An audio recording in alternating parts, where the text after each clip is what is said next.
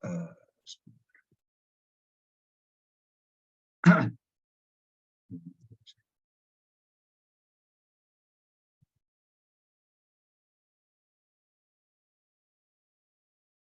Bentar ya.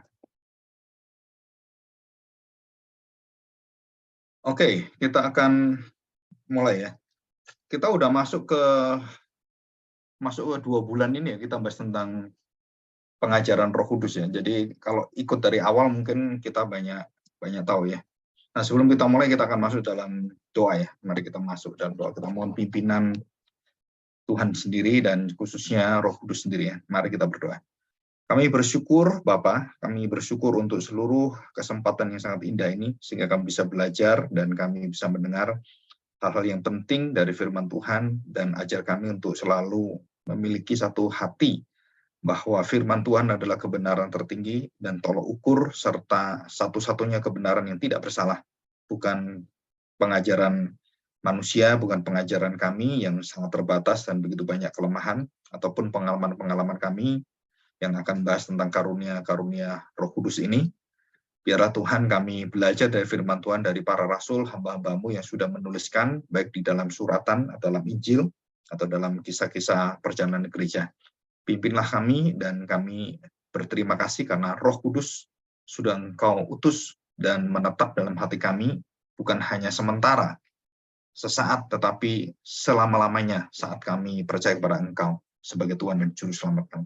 Terima kasih Bapa, kami serahkan hati kami, biarlah kami ditolong oleh Roh Kudus sendiri untuk dapat mengikuti, mengerti, dan menaatinya, serta mengalami seluruh kebenaran dalam hidup kami. Jadikan kami saksimu pada saat kami membicarakan tentang karunia-karunia Roh Kudus ini. Di dalam nama Tuhan Yesus kami serahkan doa kami. Amin. Ya, kita akan membuka dalam 1 Korintus pasal 14 ya, sebagai tolok ukur kita nanti ya. Nah, saya akan menjelaskan terlebih dahulu apa itu bahasa lidah, ya, bahasa lidah. Jadi ini sebenarnya kalau kita mau tahu gitu ya, bahasa lidah itu dari kata bahasa Yunaninya itu glossolalia ya, glossolalia. Dari kata glosa dan lalea, laleo atau lalea, lalia bisa gitu ya. Jadi itu tergantung kalimat dan tata bahasanya. Glosa dan lalia. Nah, apa arti kata glosa? Glosa itu lidah ya. Jadi yang bisa berbicara ini. Jadi bukan bibir tapi lidah. Lidah kita itu glosa itu lidah sebenarnya. Dan lalia itu perkataan-perkataan yang keluar dari lidah. Jadi ini sebenarnya satu bahasa seperti yang kita kenal sehari-hari sebenarnya. Jadi bukan diterjemahkan di dalam bahasa Alkitab atau bahasa LAI itu menerjemahkan sebagai bahasa roh. Nah, karena tidak ada roh, karena yang ada lidah. Jadi bukan glosa pneuma, tapi saya nggak tahu kenapa itu memakai istilah bahasa roh. Padahal di teksnya itu bukan bahasa roh, glossolalia, bahasa perkataan-perkataan dari lidah, ya, keluar dari lidah. Nah, jadi kita belajar bahwa kata-katanya dulu kita harus pelajari dengan baik dan benar. Nah, baru kita bisa mengerti apa sih kesalahan-kesalahan yang terjadi, dan kemudian kita melihat kok jadi beda ya. Nah, di situ. Nah, yang kedua adalah kalau kita berbicara tentang bahasa, itu bahasa Ibraninya itu berbagai bahasa gitu kan. Nah, itu artinya adalah fonon yang tidak bisa dimengerti atau tidak berbahasa, tidak berarti gitu kan. Itu artinya afonon. Jadi bukan aglosa, bukan ya, tidak berlidah gitu bukan, tapi tidak berarti, tidak berbahasa, dia bisa dimengerti. Nah, itu afonon. Tadi kata foni, tadi phone itu kan telepon gitu kan. Jadi bahasa jarak jauh atau pengertian bahasa yang kita gunakan sehari-hari itu jarak jauh. Jadi tanpa arti artinya afonon, tidak memiliki language, tidak memiliki bahasa ya. Jadi supaya kita bisa ngerti. Jadi glossolalia ini kita harus tahu bahwa terjemahannya bahasa lidah. Jadi tidak pernah ada bahasa roh. Ya, di dalam Alkitab itu sebenarnya nggak ada. Nah, dari perkataan ini, kemudian mengapa orang-orang kemudian memakai bahasa roh diartikan sebagai roh yang roh kita gitu kan. Jadi seperti bahasa-bahasa yang kita nggak kenal. apakah bahasa asing, bahasa-bahasa yang kita nggak kenal, termasuk bahasa lain ya, yang mungkin kalau kita bahasa Indonesia, bahasa Afrika gitu kan, bahasa Mesir gitu kan, bahasa Arab kita nggak tahu. Kenapa nggak tahu? Karena bahasanya lain. Nah itu sebenarnya kalau kita ngomong itu adalah phone language, ya phone. Tapi karena keluar dari lidah semuanya, maka bukan hanya phone yang keluar bahasa lidah, tetapi termasuk juga bahasa yang tidak kita kenal. Yang dikatakan di situ, bahasa yang tidak kita kenal. Bahasa yang tidak kenal itu adalah berbagai bahasa, ada bahasa-bahasa yang bersifat fonon, ya, bahasa yang berbahasa seperti kita, bahasa Indonesia, bahasa Inggris, bahasa Mandarin, bahasa Jepang, Korea gitu kan. Nah itu phone ya, dari phone language itu. Tapi kalau bahasa lidah yang keluar dari lidah itu bisa berbahasa dan bisa juga yang tidak memiliki aturan bahasa, atau bahasa mantra, bahasa klenik gitu kan, bahasa dukun, bahasa yang disebut sebagai bahasa roh yang digunakan dalam gereja-gereja yang bermacam-macam, yang bisa bernada berbagai macam nada, tapi kita bisa kenali. Biasanya kan bala-bala apa gitu kan. Jadi ada yang titi, ada yang macam-macam, dan itu bermacam-macam. Nah, bagaimana kita bisa melihat ini sebagai satu karunia bahasa? Apakah itu ada sampai sekarang dan itu harus dimutlakkan di dalam gereja atau menjadi persyaratan bahwa seseorang yang Kristen, seseorang yang sudah percaya pada Tuhan Yesus harus memiliki bahasa roh, yang dalam arti bahasa yang tidak kita kenal itu ya, yang bala-bala itu kan. Atau kita mengerti firman Tuhan itu sebenarnya bukan bahasa seperti itu, termasuk di dalamnya adalah bahasa yang kita mengerti sekarang. Nah, saudara, ini penting sekali. Kenapa? Karena dari mengerti arti katanya, kalau kita benar mengerti arti katanya, maka kita benar menafsirkannya.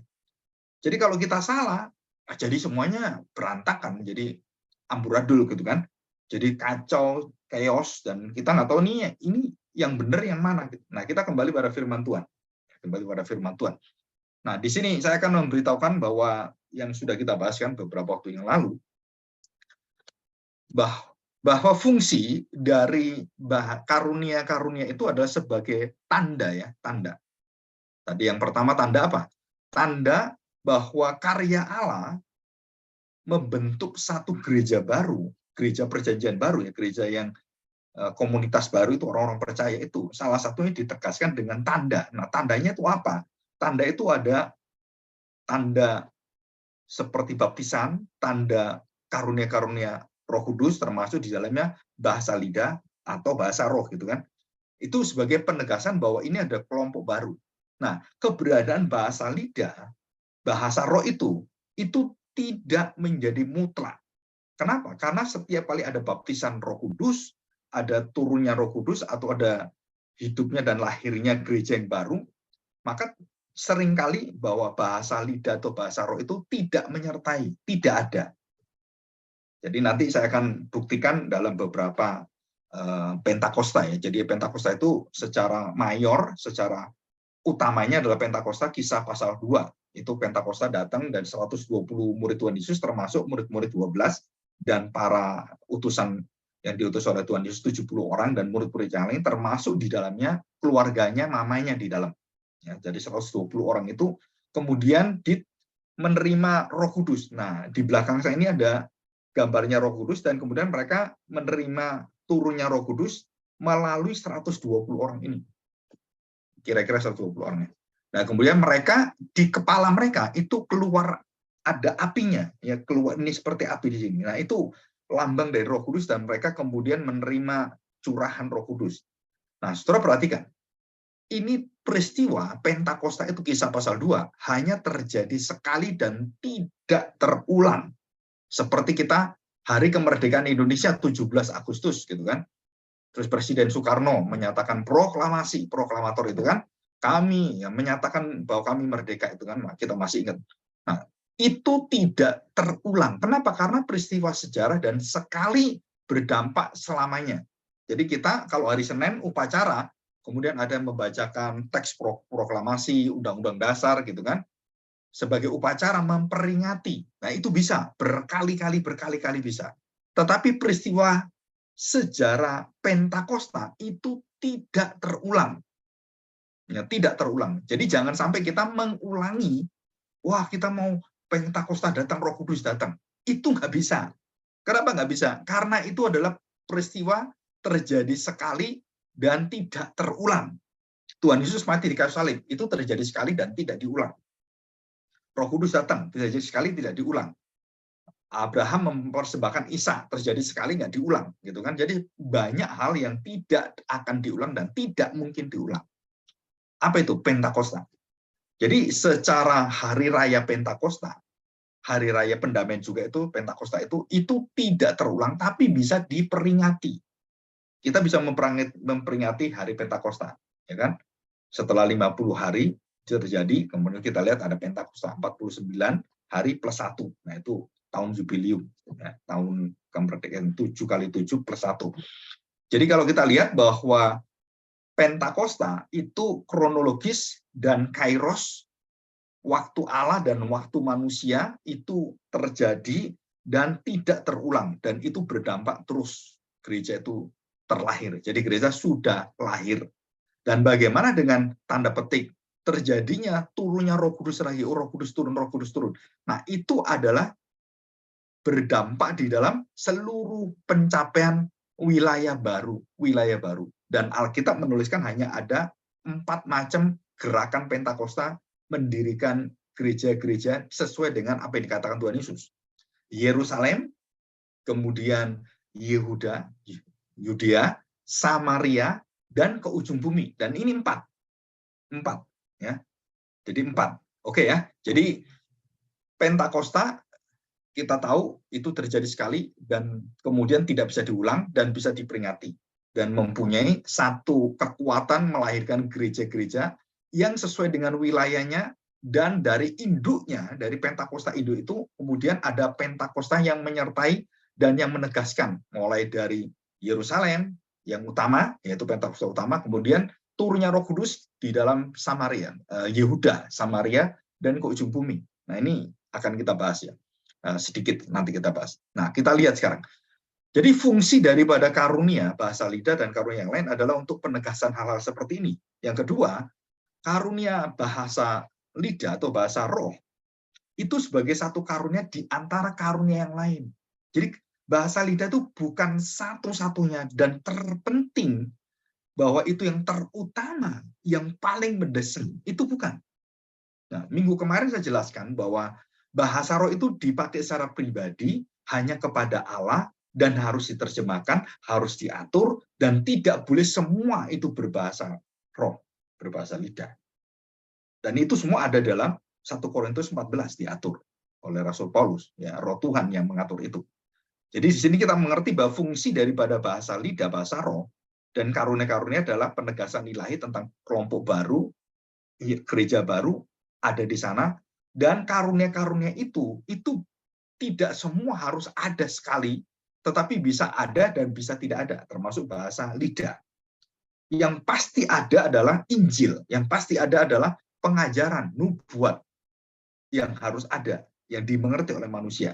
Tapi dalam ibadah, di dalam ibadah ada bahasa tanda petik, bahasa lidah, ada terjemahannya, ada yang bisa menerjemahkannya, atau orang yang berbahasa lidah itu langsung menerjemahkannya. Dan Paulus meminta supaya orang-orang berbahasa lidah itu meminta juga karunia untuk menerjemahkannya. Nah, ini kita bahas dalam 1 Korintus 14 ayat 14 ya, dan seterusnya. Oke, ini kita tahu. Nah, kita kembali ke belakang ya, supaya kita tahu, Pak, apakah pekerjaan Roh Kudus ini, tanda petik berbahasa roh, itu sudah ada dalam Perjanjian Lama? Jawabannya, saudara, belum. Dalam arti bahwa Roh Kudus belum turun. Tetapi pengaruh Roh Kudus mempengaruhi orang-orang tertentu dalam pelayanannya secara personal, secara kenabian, secara pekerjaan yang khusus ada. Ya, ada. Ya. Dan pekerjaan itu adalah pekerjaan-pekerjaan yang seperti di dalam Bilangan 11 ayat 24-29. Tua-tua itu kemudian dipenuhi oleh Roh Kudus, termasuk nabi-nabi yang dipenuhi Roh Kudus. Nah, kemudian ada juga dikatakan Daud pernah juga mengalami hal seperti itu, ya, tanda petik dipenuhi Roh Kudus atau kepenuhan Roh itu. Nah, pengalaman-pengalaman dipenuhi oleh Roh Kudus itu, pengalaman yang estatik itu, yang bersifat eskatis itu. Tetapi kalau kita tahu di dalam Perjanjian Lama tidak pernah dikatakan ada bahasa lidah sama sekali. Jadi mereka itu kebanyakan malah memuji dan mereka bersukacita, tapi tidak ada berbahasa roh, berbahasa lidah. Nah, ini beda dengan dukun-dukun ya. Jadi kalau dukun-dukun kan begitu mereka rasukan setan, mereka bermantra kan seperti itu kan, suaranya bisa binatang, bisa orang, bisa beda dengan aslinya gitu. Tapi kalau pekerjaan Roh Kudus itu tidak pernah keluar suara aneh-aneh. Jadi kalau ada orang yang mendapatkan kepenuhan Roh Kudus atau tanda petik ya, menurut mereka dibaptis Roh Kudus terus dia bisa berbahasa lidah dan berbahasa binatang semuanya. Nah, saudara, itu bukan Roh Kudus, itu roh setan.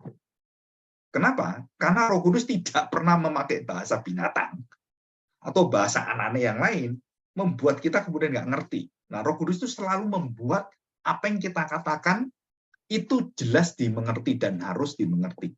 Itu persyaratan utama. Bahasa roh itu harus dimengerti. Kalau nggak ngerti, harus dimengertikan, diartikan, diterjemahkan. Supaya ada orang mengerti. Kalau nggak, tidak boleh dipakai di ibadah. Itu persyaratan yang paling utama. Ya. Nah, di dalam Yesaya juga disinggung tentang bahasa-bahasa ini. Tapi khususnya peristiwa Pentakosta. Jadi bukan berkaitan dengan bahasa lidah, bahasa roh. Jadi bahasa lidah, bahasa roh dalam Perjanjian Lama itu tidak ada. Jelas ya? Jadi setelah diselidiki tidak ada. Termasuk bagaimana mereka kepenuhan. Nabi-nabi itu kepenuhan roh Allah gitu kan. Dan tidak dikatakan mereka kemudian mengucapkan bahasa-bahasa roh. Ya. Dalam 1 Samuel 19, 1 Raja-Raja 18, dan ini hanya sedikit sekali data Alkitab tentang orang-orang dipenuhi oleh Roh Kudus, ya, mengalami kepenuhan gitu ya. Itu sangat sedikit, hanya beberapa catatan aja. Setelah itu nggak ada. Jadi ini saya jelaskan kenapa? Karena kita tahu Perjanjian Lama jadi beda dengan Perjanjian Baru dalam hal tidak ada bahasa tanda petik bahasa roh dan belum terjadi ya. Itu. Oke. Kita lihat ini. Tanda tadi itu untuk siapa? Nah, tanda ya sebagai 3 macam tanda. Yang pertama, tanda untuk orang yang belum beriman. Bahasa roh itu tanda untuk orang yang belum beriman. Kalau sudah beriman, itu pengajaran nubuat dan nasihat-nasihat serta firman Tuhan. Yang kedua, tanda roh itu ada di dalam Kisah pasal 2 itu menunjukkan tanda penghakiman kepada bangsa Israel, kepada gereja Tuhan, dan kepada dunia ini. Jadi ada 3 tanda ini ya. Jadi 1 Korintus 14 ayat 12, tanda untuk orang yang belum beriman. Dijelaskan langsung oleh Rasul Paulus. Apa fungsi bahasa roh itu bahasa lidah? Tanda untuk orang yang belum beriman. 1 Korintus 14 ayat 12. Yang kedua, tanda penghakiman. Jadi maksudnya apa tanda penghakiman? Bahwa Roh Kudus itu akan menyatakan orang-orang yang mereka mendapatkan dirinya dipenuhi oleh Roh Kudus, didiami oleh Roh Kudus, adalah orang-orang yang akan mengalami penghakiman, tetapi mereka dibela dan sudah digantikan oleh Kristus Yesus Tuhan kita. Nah, yang ketiga adalah tanda kedatangan kuasa kerajaan Allah. Jadi bahasa lidah, karunia-karunia bahasa lidah atau karunia-karunia Roh Kudus yang lain itu menunjukkan bahwa terjadinya satu kerajaan yang baru. Orang bisa melakukan pekerjaan-pekerjaan luar biasa, termasuk para rasul melakukan mujizat-mujizat setelah Tuhan Yesus.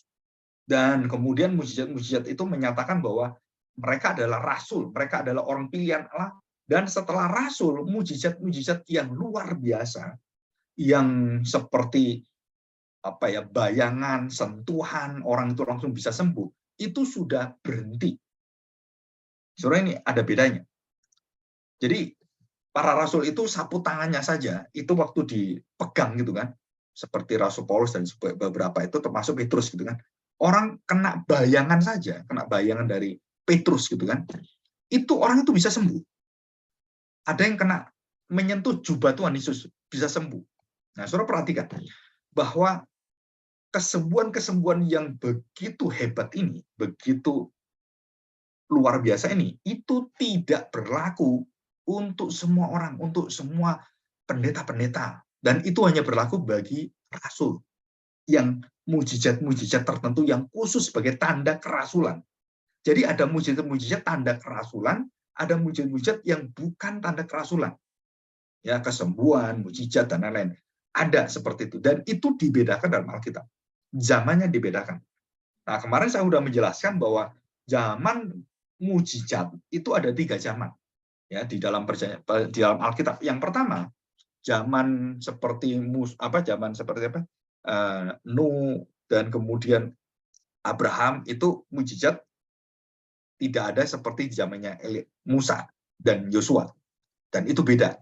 Jadi kalau Nuh mujizatnya adalah penghakiman kan?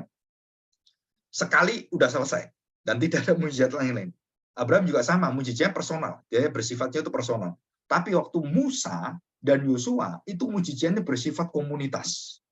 Tanda-tanda bersifat komunitas, mempengaruhi bangsa Mesir, mempengaruhi bangsa Israel, itu Yosua, Musa dan Yosua.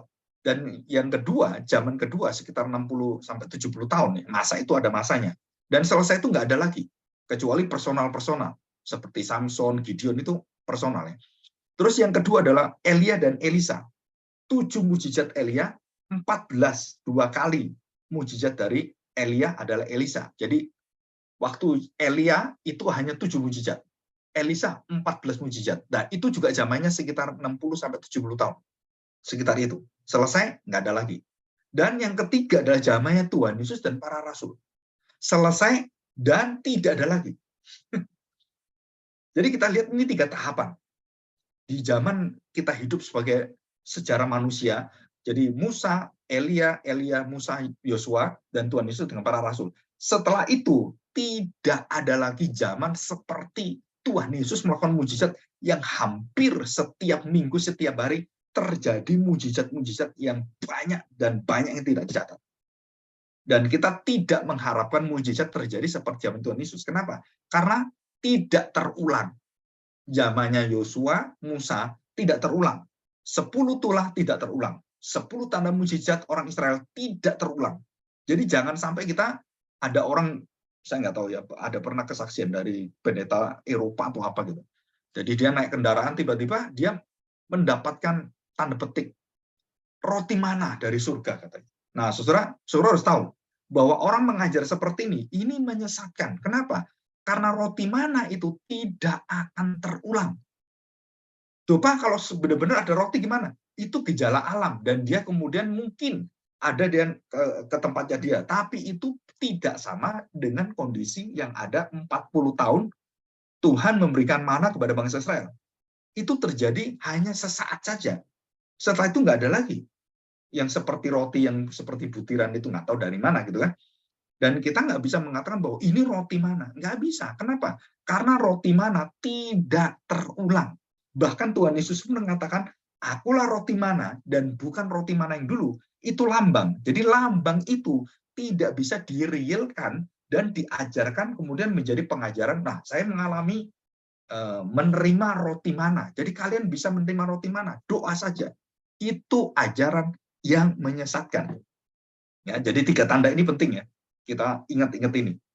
Jadi fungsi daripada pekerjaan-pekerjaan Roh Kudus ini, khususnya karunia, bahasa lidah, itu menunjukkan 3 hal penting ini kepada orang belum beriman, tanda penghakiman, Pentakosta itu, dan tanda kedatangan kuasa kerajaan Allah. Ya, mereka bisa melakukan itu. Oke, nah sekarang kita lihat tata kelola karunia bahasa lidah. Ya, kita baca di dalam 1 Korintus. Ya, kita baca 1 Korintus. Coba kita lihat ini. Kemarin kita sudah baca sampai ayat yang ke-8 ya. 8. Ya. Nah, saya bacakan juga ayat yang ke-9 sekarang. 1 Korintus 14 ayat 9. Demikianlah juga kamu yang berkata-kata dengan bahasa roh, jika kamu tidak mempergunakan, perhatikan, mempergunakan kata-kata yang jelas, yang dimengerti, bagaimanakah orang dapat mengerti apa yang kamu katakan? Kata-katamu sia-sia, nggak ada gunanya. Sia-sia saja kamu ucapkan di udara.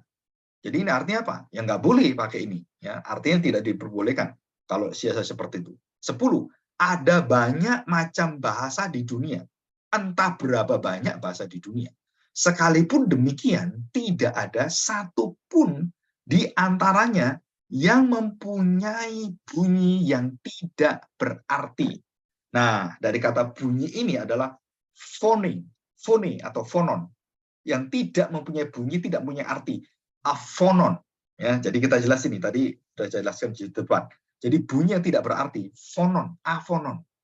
Jadi nggak mungkin kalau kita berbahasa lidah, orang nggak ngerti. Nggak mungkin, harus ngerti. Kalau nggak ngerti dan tidak ada yang menerjemahkan, berhenti, tidak boleh. Dilarang. Jadi jangan kita melarang bahasa roh yang benar, tapi kita melarang bahasa roh yang salah. Yang ngawur, yang sembarangan, itu tidak dibenarkan di dalam ibadah kita. Jadi Rasul Paulus mengatakan, kalau dia berbahasa roh benar, kita nggak boleh larang. Tapi kalau dia tidak diterjemahkan, dan kemudian semua orang ngawur-ngawur semuanya, maka kita berhak untuk menyetop, melarang bahasa lidah itu. Ya. Jadi saya nggak pernah lihat ada orang melarang bahasa lidah di gereja-gereja yang tanda petik Pentakosta, karismatik, dan gereja yang lainnya. Dan tidak ada yang mempersyaratkan harus diterjemahkan, nggak ada. Saya sering masuk gereja-gereja seperti itu, saya lihat mereka tidak ada yang menerjemahkannya. Ngomong aja sendiri, dan bukan satu dua orang. Bahkan saya pernah masuk satu gereja, itu hampir gereja itu separuhnya itu berbahasa lidah, bahasa roh. Terus bagaimana kalau seluruh jemaatnya seperti itu dan tidak ada yang terjemahkan? Saya sendiri bingung, ini ngomong apa ini ngomong? Ini doa secara pribadi, karena bahasa lidah, bahasa roh itu doa pribadi kepada Tuhan, bukan pada manusia. Ini harusnya dilarang, tidak boleh. Kenapa tidak boleh? Karena tidak diperbolehkan oleh Rasul Paulus. Ya, ayat 11. 1 Korintus 14 ayat 11. Tetapi jika aku tidak mengetahui arti bahasa itu, aku menjadi orang asing bagi dia yang mempergunakannya, dan dia menjadi orang asing bagiku. Nah, saudara perhatikan. Kenapa Rasul Paulus mengatakan asing dia? Artinya bahwa kamu bukan orang gereja, kamu bukan orang percaya, kamu orang yang di luar daripada Kristus. Asing. Jadi ini perkataan Paulus ini sebenarnya tajam sekali. Kalau kamu terus memaksa seperti itu, kamu bukan gereja, kamu bukan orang percaya, kamu bukan milik Kristus. Ya, kamu orang asing. Saya pun jadi asing bagi kamu pun asing bagi saya. Jadi tidak ketemu, tidak ada persekutuannya, tidak ada ikatan tubuh Kristusnya. 12. Demikian pula dengan kamu. Kamu memang harus berusaha untuk memperoleh karunia-karunia roh, tetapi lebih daripada itu, lebih penting, lebih mulia, lebih berharga. Daripada itu, hendaklah kamu berusaha mempergunakannya untuk membangun jemaat. Ini persyaratannya. Harus, wajib. Kalau kamu menggunakan bahasa lidah, harus untuk membangun jemaat. Kalau orang-orang tidak mengerti suaramu, kalau kamu seperti sangkakala, seperti main musik gitu kan, kemudian tidak ada nadanya dan cuma satu nada, nggak bisa. Kenapa nggak bisa? Orang nggak ngerti. Jadi kamu harus membuatnya bisa dimengerti orang. Kalau enggak, tidak boleh, karena nggak ada gunanya. Nah, ibadah tidak boleh yang tidak ada gunanya. Apapun, saudara. Bukan hanya bahasa lidah ya. Kalau kita kemudian melakukan sesuatu yang tidak ada fungsinya, tidak ada gunanya, saudara tidak boleh melakukan itu. Kamu ngelakuin buat apa sih? Tiba-tiba ada orang ngasih satu tempat, kemudian seperti gambaran gitu taruh belakang, orang-orang semua nggak ngerti. Ini kenapa dipasang di sini? Oh, ada kolamnya, terus ada tabutnya, ada. Ini maksudnya apa? Nggak dijelaskan. Gitu. Nah, saudara harus dijelaskan. Oh, ini lambang perjanjian lama, begini, jelaskan. Kalau nggak ada, nggak boleh ditaruh. Apapun tidak boleh ditempatkan kalau tidak ada artinya dan tidak bisa dimengerti. Saudara nggak boleh. Jadi contohnya saya masuk ke satu tempat ibadah gitu. Terus bahasanya itu bahasa Ibrani gitu. Terus saya nggak ngerti bahasa Ibrani, saya masuk ke tempat itu. Terus saya nggak ngerti khotbahnya sama sekali. Saya tidak pernah ibadah. Kenapa? Karena saya nggak ngerti. Kecuali bahasa Ibrani itu diterjemahkan dalam bahasa Inggris, bahasa Indonesia. Terus saya ngerti. Oh, saya ngerti. Nah, baru ibadah. Tapi kalau dari awal sampai akhir nggak ngerti, ya itu bukan ibadah. Kamu sedang menjadi orang asing. Atau sebaliknya, ini sebaliknya, secara rohani ini ya, kita ibadah. Yang diomongkan firman Tuhan, saya nggak ngerti. Terus kemudian, saya juga nggak mau ngerti. Saudara, kita sama. Kita sedang menghina Tuhan. Kenapa? Karena kita nggak mau ngerti firman Tuhan, kita kemudian baca HP sendirian gitu kan. Nah, saudara, itu tidak ada artinya. Saudara lebih baik saudara nggak usah datang ke gereja. Kenapa? Kalau datang ke gereja, saudara buka HP, terus nggak dengerin khotbah, nggak nyanyi, terus cuma main HP gitu. Ngapain kamu datang ke gereja? Kamu tidak bersekutu dengan Tuhan dan tidak bersekutu dengan firman Tuhan. Itu dosanya besar loh. Kamu menghina Tuhan. Saudara, kita nggak pernah tahu. Roh Kudus itu sedihnya luar biasa. Kalau kita menghina pekerjaannya. Kalau kita sembarangan, terus kemudian ngelamun, apalagi banyak orang tua itu biasanya kan tidur. Oh, sebenarnya kalau kita mau tahu bahwa kita ini menghina Tuhan. Kenapa menghina Tuhan? Karena ibadah kita tidak dipenuhi Roh Kudus. Kita nggak waras, kita nggak wajar, kita nggak melek. Karena Roh Kudus itu membuat kita sadar firman Tuhan kita dengar, oh ya, kita resapi, kita mengerti, kita imani. Nah itu. Tapi kalau kita ngantuk, tidur, bagaimana ibadah tidur? Pak, ini papa saya punya gula, jadi sebenarnya dia matanya nggak kuat, tapi telinganya dengar. Ya, bolehlah, maklum lah gitu kan. Karena dia masih dengar, tapi karena matanya nggak kuat katanya. Karena orang kena gula itu seperti itu. Ya, mungkin bisa diterima. Tetapi bukan soal itunya ya, tapi soal adalah kita betul-betul tidak mengerti. Bukan hanya bahasanya, termasuk dalam ibadahnya, kita nggak mau ngerti, kita kemudian ngelamun, kita kemudian main HP, kita.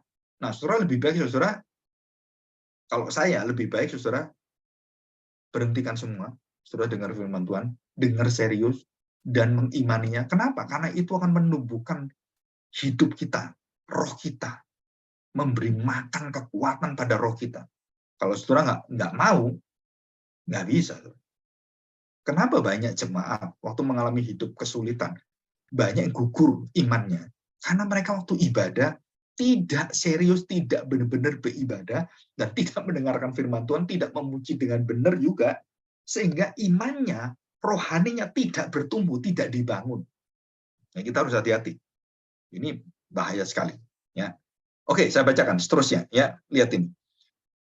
11, tetapi jika aku tidak mengetahui arti bahasa itu, aku menjadi orang asing. Tadi sudah ya, ayat 12. Demikian pula dengan kamu. Kamu memang berusaha untuk memperoleh karunia-karunia roh, tetapi lebih daripada itu, hendaklah kamu berusaha mempergunakannya untuk membangun jemaat. Ya, ini digarisbawahi. 13. Karena itu siapa yang berkata-kata dengan bahasa roh, ia harus berdoa supaya, dia berdoa, dia memohon, supaya kepadanya diberikan juga karunia untuk menafsirkannya. Di sini. Jadi kewajiban dari orang berbahasa roh jika tidak ada yang menerjemahkannya, kamu harus berdoa minta supaya kamu yang menerjemahkannya. Kalau tidak, berhenti. Jangan bahasa roh. Waduh, langkah ini. Ya kan? Tapi apakah itu dipraktekkan di gereja-gereja kita? Jawabannya hampir nggak ada. Ya. Ayat 14. Nah, ini penting ya. Hubungan roh dengan pikiran kita itu apa gitu. Kan nggak boleh kita tuh roh kemudian ditumbangkan, nggak sadar, geblak gitu ya. Surah itu nggak sesuai dengan firman Tuhan sebenarnya. Kalau kita lihat ini ya, perhatikan.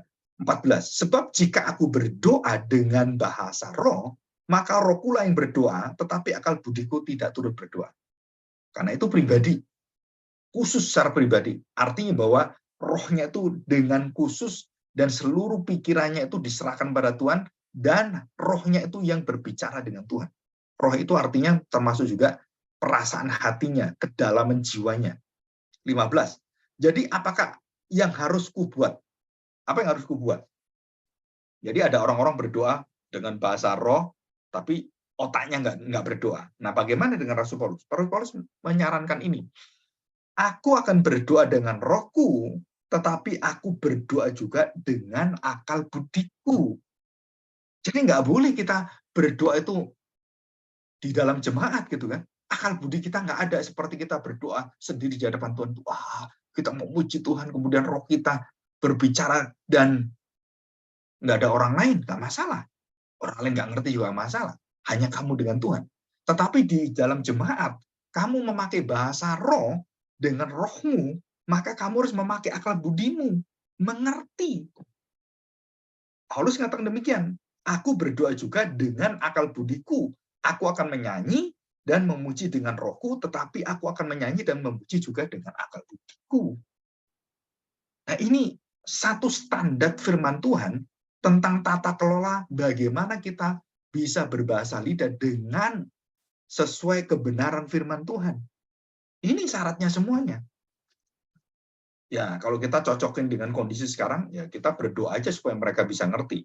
Dan kenapa gereja-gereja Injili, gereja Reform, gereja-gereja yang GKI gitu kan, tidak menggunakan bahasa lidah, kenapa bahasa roh? Karena mereka mengutamakan bernubuat, mengajar, menasihati yang dimengerti oleh orang-orang jemaat yang lain. Jadi bukan berarti mereka tidak memiliki bahasa roh. Mereka memiliki bahasa roh dan pribadi mereka berdoa, bisa orang-orang bisa mengalami itu, bisa. Tetapi itu tidak menjadi kemutlakan dan harus ada dalam gereja, dalam ibadah, pokoknya ibadah harus ada bahasa roh. Nah, sore ini adalah kesalahan yang sangat fatal sekali yang diajarkan oleh gereja-gereja yang berbahasa roh. Apalagi menjadi persyaratan seorang pendeta jadi pendeta harus berbahasa roh. Seorang pengerja jadi pengerja gereja ini harus bahasa roh. Seorang dibaptis harus bahasa roh. Dan bahasa roh menjadi satu persyaratan utama bagi seluruh ritual yang ada, pelayanan gereja termasuk keselamatan. Nah, ini menyesatkan. Kenapa? Karena bahasa roh itu tidak menyelamatkan kita. Bahasa roh itu tanda, bukan keselamatan kita. Yang menyelamatkan kita adalah darah Kristus, pengorbanan Kristus, karya Kristus. Bukan bahasa lidah, bahasa roh. Jadi ini kita harus benar-benar tahu ini, ya. Oke, jadi kalau ada yang mengajar di luar pengertian firman Tuhan, saudara-saudara tidak boleh terima. Nah, saudara bisa berbicara dengan lembut, saudara bisa menjelaskannya. Ya, jadi jelas ya seperti ini ya. Ayat 16.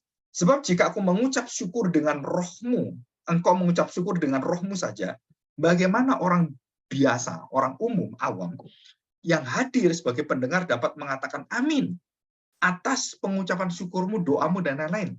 Bukankah ia tidak tahu apa yang engkau katakan? Kalau ada orang memimpin doa, kita nggak dengar suaranya. Saudara harus beritahu orang pemimpin doa. Yang keras berdoa. Kenapa? Karena kita harus ngerti yang didoakan apa. Tiba-tiba amin, ya amin. Gitu. Doa apa tadi? Nggak tahu. Pelan dia ngomongnya. Saudara tidak boleh kita memimpin doa suaranya kecil. Kenapa? Karena orang nggak tahu. Kita harus bersuara dan orang dengar suara kita. Jadi ya Tuhan Yesus, terima kasih Tuhan, pimpin kami Tuhan. Ya kamu yang dengar, orang lain nggak dengar, kamu berbahasa roh itu, dirimu sendiri dengan Tuhan. Tapi orang lain nggak ngerti. Nah, saudara harus keras suaranya. Tuhan, terima kasih. Nah, orang dengar semua. Bisa ngerti nih ya. Nah, di sini dikatakan, bukankah ia tidak tahu apa yang kau katakan? 17. Sebab sekalipun pengucapan syukurmu itu sangat baik, walaupun bagus doamu, bahasa lidahmu, bahasa bagus sekali. Tetapi orang lain tidak dibangun olehnya. Jadi bahasa roh itu sebenarnya bangun apa? Kalau tidak dimengertikan, nggak bangun apa-apa. Sebaik apapun bahasa lidah kamu ucapkan, tidak membangun apa-apa, tidak membangun jemaat. Tidak ada faedahnya, tidak ada gunanya. Jadi 18, aku mengucap syukur kepada Allah bahwa aku berkata-kata dengan bahasa lidah, bahasa roh, lebih dari kalian semuanya. Nah, perhatikan. Jadi siapakah orang yang memiliki bahasa roh yang hebat, yang melebihi daripada semua orang termasuk rasul-rasul? Dan orang itu mengaku bahwa dia bisa bahasa roh lebih dari semua orang yang ada. Siapa dia? Rasul Paulus. Aku mengucap syukur kepada Allah bahwa aku berkata-kata dengan bahasa roh lebih daripada kamu semua, termasuk para rasul. Bagaimana Paulus bisa berbahasa roh itu? Nah, kalau saya lihat, Paulus ada seorang yang pintar, bahasa roh di dalamnya bahasa lidah, termasuk adalah mengerti bahasa lain. Rasul yang lain, enggak. Rasul lain bahasanya terbatas. Bahasa Ibrani, Aramik gitu kan, ya Yunani sedikit. Tapi Paulus bisa bahasa bermacam-macam, karena dia pintar, dia belajar, dan dia mengenal bahasa, dan dia cepat belajar bahasa-bahasa itu. Jadi dia memiliki bahasa-bahasa manusia, terjemahan-terjemahan yang banyak, dan termasuk bahasa roh yang untuk sembahyang pun dia lebih hebat daripada orang lain. Dia lebih daripada orang lain. Itu Rasul Paulus. Tapi Rasul Paulus tidak mempergunakan itu. Dan tidak ada satu kalimat pun Paulus mengatakan dia berbahasa roh dalam jemaat. Nggak ada. Jadi Rasul Paulus mempunyai bahasa roh yang lebih hebat dari semua orang. Tapi dia tidak mempergunakan dalam jemaat.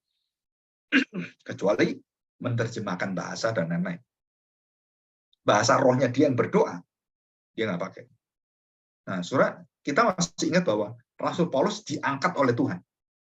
14 tahun yang lalu dia mengatakan dia diangkat oleh Tuhan masuk ke dalam dunia di mana Allah itu ada, surga. Dan dia mengatakan kalimat bahwa semua yang dia lihat, apa yang terjadi dengan dirinya, tidak bisa diucapkan dengan kata-kata, tetapi hanya di dalam roh. Nggak bisa dijelasin. Surga itu bagaimana kemuliaan Allah. Aduh, nggak bisa. Nggak mampu. Kenapa? Karena itu ada dunia roh. Bahasa roh itu menembus dunia roh. Jadi bukan dunia yang kita lihat, bukan. Jadi bahasa roh itu berkaitan dengan pemujaan pada Allah, kemuliaannya, keagungannya, waduh, kehebatannya, kemahadirannya, kekuasaannya, luar biasa, keindahanmu Tuhan. Nah itu bahasa roh, itu bahasa yang lebih dalam daripada bahasa-bahasa biasa, yang bahasa doa itu. Tapi Paulus tidak pernah mengajarkan dan mengharuskan jemaat berbahasa roh, apalagi menjadi persyaratan untuk menjadi majelis, menjadi pendeta, harus berbahasa roh. Nggak ada di Alkitab. Nggak ada di dalam perintah Tuhan. Nggak ada. Nah, kenapa sekarang gereja-gereja itu mengajarkan demikian? Jawabannya, ya karena salah. Karena tidak sesuai dengan firman Tuhan. Nah, siapa Pak yang membenarkan, yang mengoreksi mereka? Ya, mereka harus mengoreksi diri mereka. Kalau enggak, ya mereka tidak akan percaya kepada yang benar yang kita beritakan. Yang saya ajarkan ini mungkin ditolak oleh mereka. Ya, di situ. Oke, tata kelola ini sudah jelas ya. Ayat yang ke-19 dikatakan bahwa, tetapi dalam pertemuan jemaat, aku lebih suka mengucapkan 5 kata. Nah, ini perbandingannya. 5 kata yang dapat dimengerti oleh jemaat untuk mengajar orang lain juga, daripada ribuan kata, thousand words. Jadi, banyak kata, seperti itu kan. Dikatakan demikian, tetapi dikatakan tidak ada artinya. Tidak bangun apa-apa, tidak bermanfaat. 5 kata, tapi membangun jiwa dia, membangun rohaninya, itu jauh lebih baik daripada ribuan kata kamu ngomong dulu seperti itu. Yang nggak ada gunanya, nggak bangun apa-apa. Jadi jelas ya. Jadi kita bukan menolak bahasa lidah, bukan menolak bahasa roh, tetapi kita harus meneliti dan memakainya sesuai dengan aturan-aturan yang ditetapkan oleh firman Tuhan, kebenaran firman Tuhan, oleh para rasul. Jadi kita tidak mengatakan bahasa roh tidak ada. Nggak bisa. Kenapa nggak bisa? Karena memang ada. Bahasa lidah itu ada, bahasa roh itu ada. Dan itu memang ada.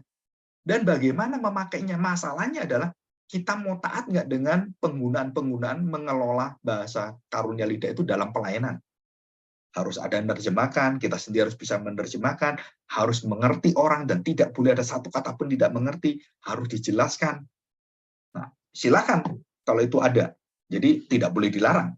Ya, seperti itu. Ya, oke. Ayat 22. Karena itu, karunia bahasa roh adalah tanda. Nah, jelas kan? Dikatakan sini. Karunia bahasa roh itu adalah tanda bukan untuk orang beriman, tetapi untuk orang yang tidak beriman. Sedangkan karunia untuk bernubuat adalah tanda bukan untuk orang yang tidak beriman, tetapi untuk orang yang beriman. Maksudnya apa, Pak? Orang beriman, orang tidak beriman. Jadi waktu kamu berbahasa roh, untuk orang-orang tidak beriman, kenapa? Kamu sedang berdoa, memohon pada Tuhan supaya mereka menerima Injil, mereka mendengar khotbah-khotbah, firman Tuhan, kesaksian-kesaksian supaya mereka mendengar, dan mereka untuk orang-orang yang tidak beriman.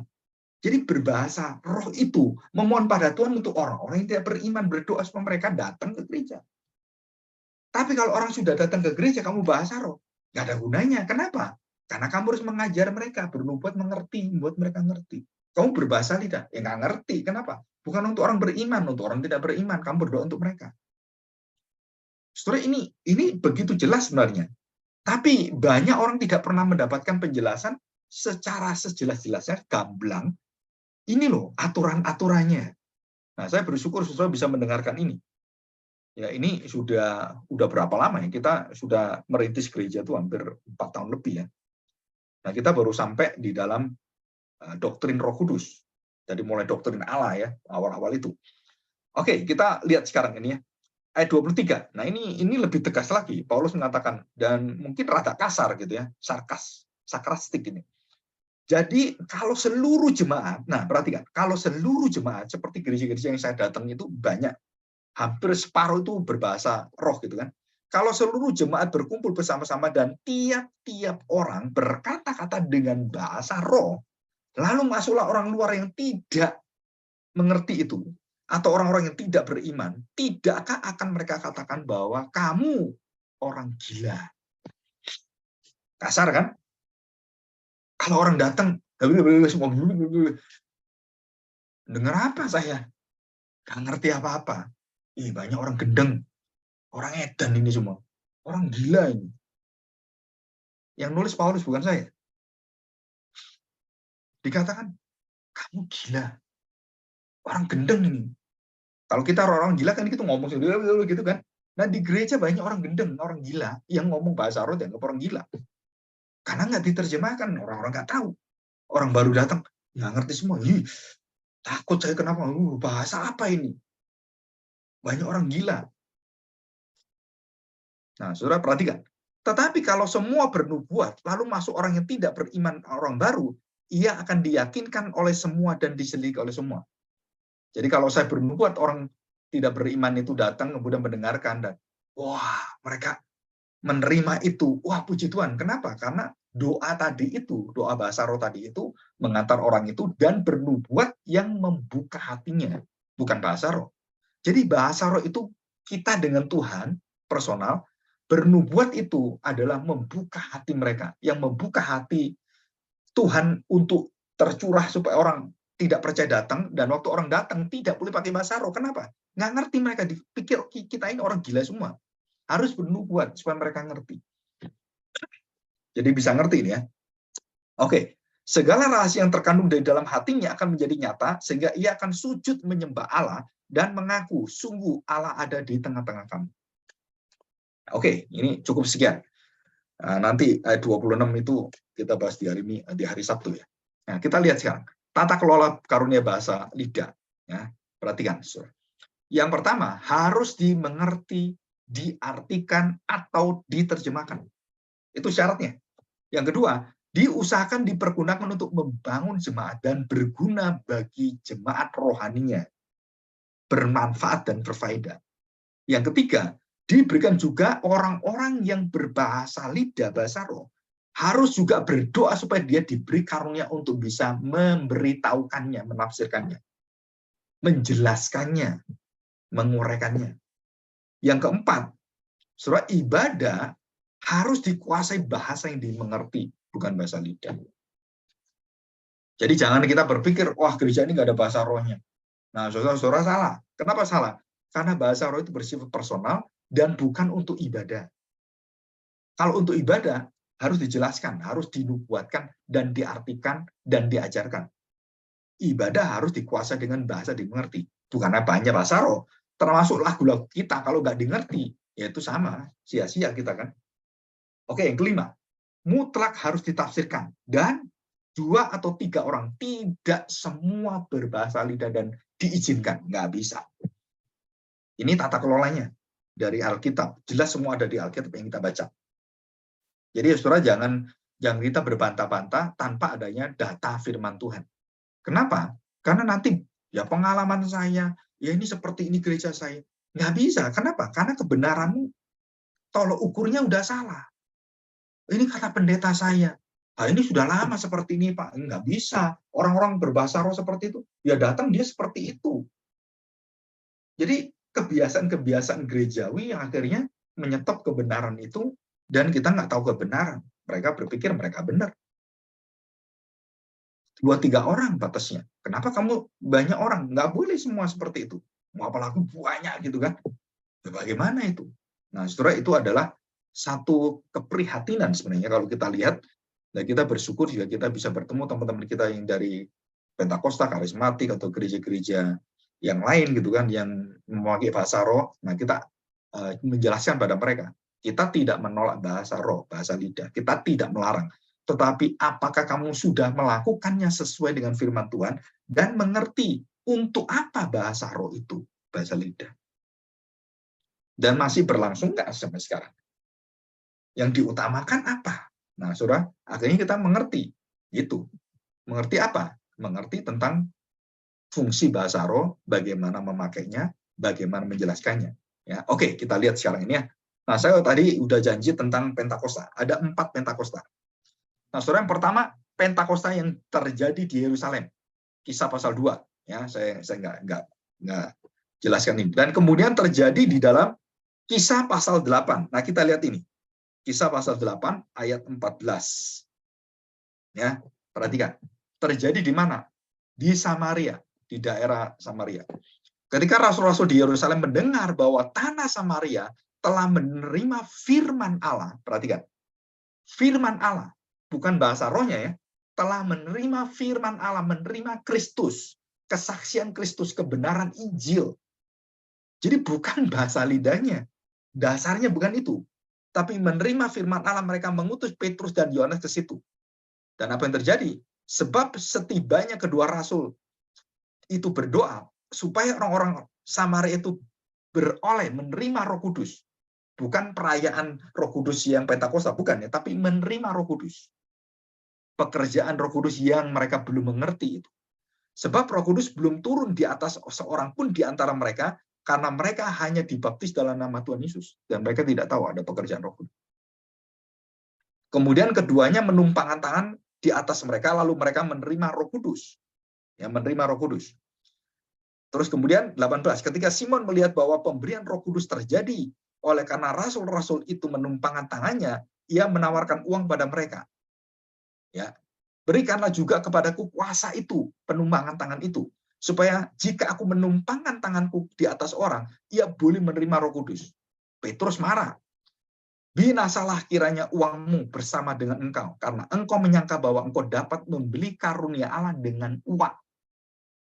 Tidak ada bagian atau hakmu dalam perkara ini, sebab hatimu tidak lurus, sudah sesat di hadapan Allah. Jadi bertobatlah dari kejahatanmu ini, dan berdoalah pada Tuhan supaya ia mengampuni niat hatimu ini. Sebab kulihat bahwa hatimu telah seperti empedu yang pahit dan terjerat dalam kejahatan. Jawab Simon, hendaklah kamu berdoa untuk aku kepada Tuhan, supaya kepadaku jangan kiranya terjadi segala apa yang telah kamu katakan, itu terjadi pada kamu. Setelah keduanya bersaksi dan memberitakan firman Tuhan, kembalilah mereka ke Yerusalem, dan dalam perjalanannya itu mereka memberitakan Injil dalam banyak kampung di Samaria. Bukan memberitakan bahasa roh. Dan Samaria, Pentakosta di Samaria, tidak ada bahasa roh. Ya, jelas ya, tidak ada bahasa roh. Ya, kita lihat pasal 10, ayat 44. Pasal 10. Saya bacakan. Ketika Petrus sedang berkata demikian, turunlah Roh Kudus ke atas semua orang yang mendengarkan pemberitaan firman Tuhan. Nah, firman Tuhan kan? Selalu firman Tuhan, roh itu datang. Firman Tuhan, roh itu datang. Jadi, Roh Kudus tidak akan bekerja tanpa pemberitaan firman Tuhan. Jadi, inti roh itu bekerja luar biasa. Itu adalah kebenaran Kristus. Ya, dikatakan di sini. Dan semua orang yang percaya dari golongan bersunat yang menyertai Paulus tercengang-cengang karena mereka melihat bahwa karunia Roh Kudus dicurahkan juga ke atas bangsa-bangsa lain juga. Ya. Bangsa-bangsa lain juga. Nah, ini adalah di luar dari Israel. Ya, dikatakan di sini bahwa karunia Roh Kudus dicurahkan ke atas bangsa-bangsa lain juga. Sebab mereka mendengar orang-orang itu berkata-kata dalam bahasa roh dan memuliakan Allah, lalu Petrus berkata, bolehkah orang mencegah untuk membaptis orang-orang ini dengan air, sedangkan mereka telah menerima Roh Kudus sama seperti kita? Lalu ia menyuruh mereka dibaptis dalam nama Yesus Kristus, kemudian mereka meminta Petrus supaya ia tinggal beberapa lagi bersama-sama dengan mereka. Jadi, ini ada kebenaran yang sama juga ya, kebenaran yang mungkin orang berkata, baptisan dulu air atau Roh Kudus dulu. Saudara, di dalam Alkitab ada orang sudah dibaptis Roh Kudus dan baru dibaptis air. Sudah percaya Tuhan Yesus dan mendapatkan Roh Kudus, baru dibaptis air. Ada orang yang dibaptis air belum ngerti tentang baptisan Roh Kudus, dan akhirnya dia ngerti, mendapatkan baptisan Roh Kudus. Jadi dulu mana, saudara, ini nggak penting dulu mana. Karena pekerjaan Tuhan, begitu kita mengerti Kristus, Roh Kudus memenuhi kita, nah kita harus dibaptis air. Jadi baptis air itu bukan syarat utama. Baptis air bukan syarat utama, tetapi Roh Kudus dan firman Kristus, mereka yang menerima dan diubahkan dalam hidup percaya mereka, dan menerima turunnya Roh Kudus adalah kepastian keselamatan. Dan kemudian mereka bisa berbahasa roh, sedangkan di Samaria mereka tidak ada bahasa roh. Tapi di orang-orang asing ini, mereka bisa berbahasa roh. Apa arti bahasa roh? Jadi orang-orang asing ini berbahasa roh itu bukan bahasa roh yang seperti kita di Korintus. Bukan. Tapi ini mereka berbahasa dengan bahasa mereka. Mereka memuji Tuhan dengan bahasa-bahasa mereka. Phone, phonon itu. Jadi language-nya, berbahasanya. Jadi bukan dengan bahasa rohnya, karena bahasa lidah.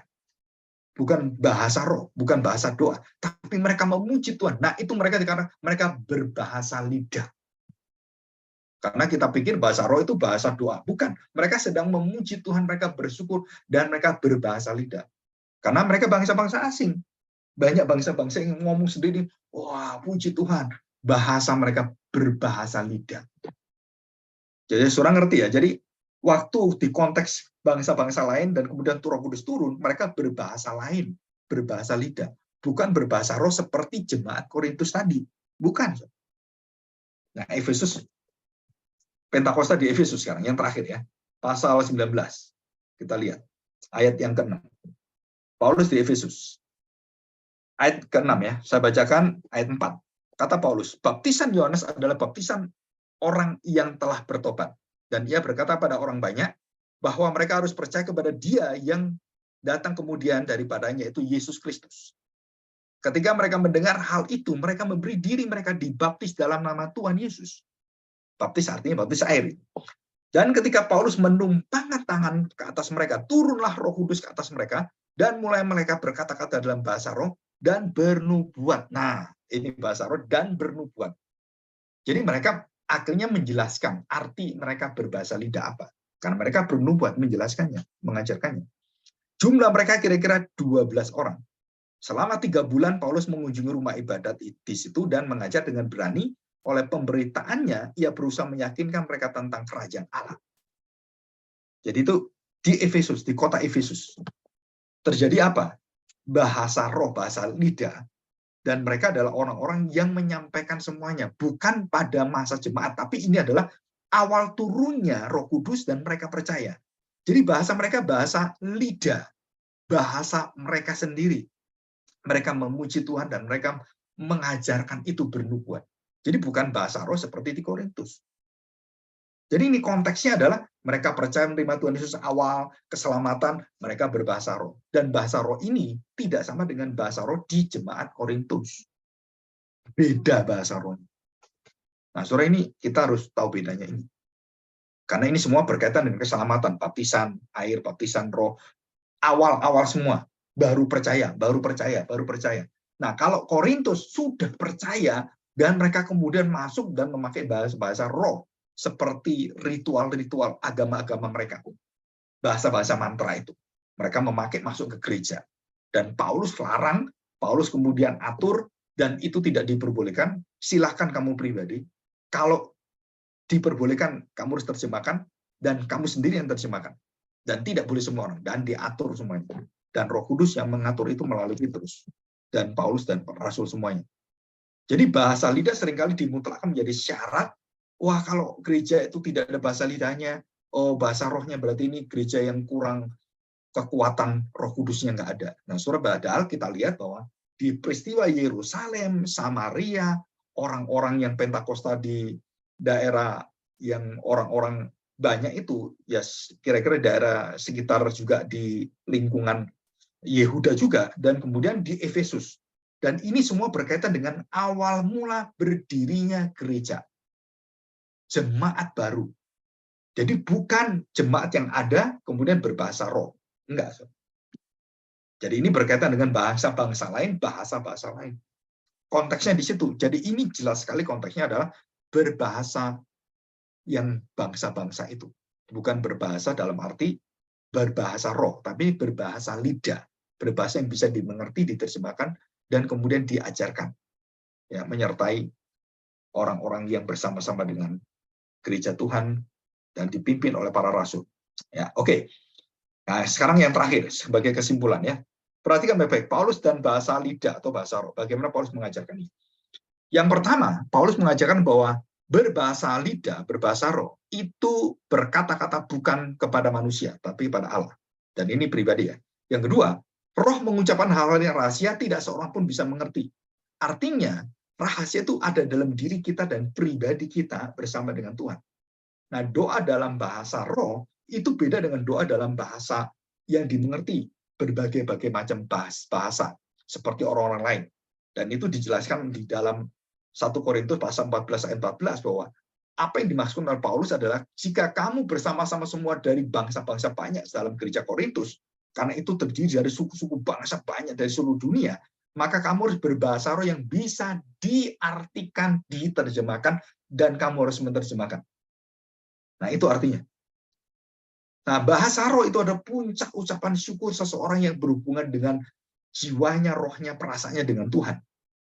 Yang kelima, kita tidak boleh melarang, apalagi melawan bahasa roh yang benar. Tetapi kalau salah, nah kita bisa melarang. Tapi yang benar kita nggak boleh larang. Dan 6, Rasul Paulus berdoa supaya dia juga ingin semua jemaat itu bisa berbahasa roh, berbahasa lidah. Ini Paulus sendiri yang memohon supaya Tuhan bisa memberikan, supaya jemaat bisa bersyukur, bisa berdoa dalam bahasa roh pribadi pada Tuhan. Dan semua diharapkan bisa. Jadi artinya begini, saudara. Jadi berbahasa lidah, berbahasa roh itu adalah satu hak setiap orang percaya. Dari perkataan Paulus ini kita tahu, Paulus lebih berbahasa roh dari semua orang. Tapi dia berharap semua orang bisa bahasa roh. Jadi artinya semua orang itu punya kemampuan berbahasa roh ini. Berbahasa roh dengan Tuhan, pribadi dengan Tuhan, berdoa dalam rohnya, dalam seluruh keluhannya. Saudara, diminta Paulus supaya berharap semua jemaat. Berharap itu artinya bahwa itu bisa dilakukan. Jemaat kalau yang mau bisa. Jadi ini hak semua jemaat. Banyak orang mengatakan berbahasa lidah karena itu karunia. Maka berbahasa lidah itu adalah salah satu bagian dari karunia. Ya betul. Tapi orang bisa meminta, orang bisa berdoa dengan rohnya. Dan secara pribadi semua orang diberi hak oleh Tuhan. Tetapi untuk membangun jemaat, nah itu karunia. Jadi bahasa roh itu ada dua. Satu untuk pribadi kita, semua orang bisa terima. Dan yang untuk karunia, itu untuk membangun jemaat. Nah ini baru karunia. Yang membangun diri, nah ini adalah setiap orang bisa. Orang Kristen bisa lakukan.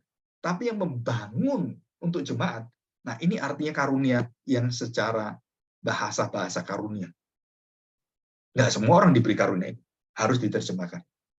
Nah kalau kita pribadi, semua orang bisa. Ya. Dan ke-8, kalau kita memaksakan bahasa roh dan semua orang berbahasa roh, maka kita harus menerima resiko. Apa? Dianggap kita orang gila. Ya. Dan yang 9 terakhir, bahasa roh, bahasa lidah itu di bawah nubuatan, di bawah pengharapan, di bawah yang tertinggi, yang paling utama adalah kasih. Jadi orang-orang bisa bahasa lidah, bahasa malaikat, apapun tanpa kasih, semua sia-sia. Jadi bahasa lidah di bawah nubuatan. Nubuatan di bawah bahasa pengajaran. Pengajaran itu di bawah semua adalah kasih Allah. Jadi kasih Allah itu tertinggi, baru karunia-karunia yang lain. Dan itu dijelaskan oleh Rasul Paulus. Jadi kita dapat mengerti, oh jadi bahasa lidah, bahasa roh itu apa? Kita harus tahu bedanya ini. Kalau dalam Pentakosta, Yerusalem, Samaria, orang-orang asing, sampai Efesus. Nah itu beda. Kenapa beda? Karena bahasa roh itu, bahasa lidahnya adalah mereka berbahasa asing, berbahasa sukacita mereka, karena mereka terdiri dari suku-suku bangsa dengan bahasa-bahasa yang bermacam-macam. Jadi 4 peristiwa Pentakosta, semua tidak ada berkaitan dengan bahasa roh secara berdoa. Nggak ada. Ya, mereka menyatakan keselamatan, mereka menyatakan sukacita, memuji, bersyukur. Oke, ini jelas ya. Jika ada pertanyaan nanti bisa tanyakan. Saya pikir cukup sekian. karena kita nanti melanjutkan pada hari Sabtu ya. Oke, kalau ada pertanyaan silakan ditanyakan. Saya rekam.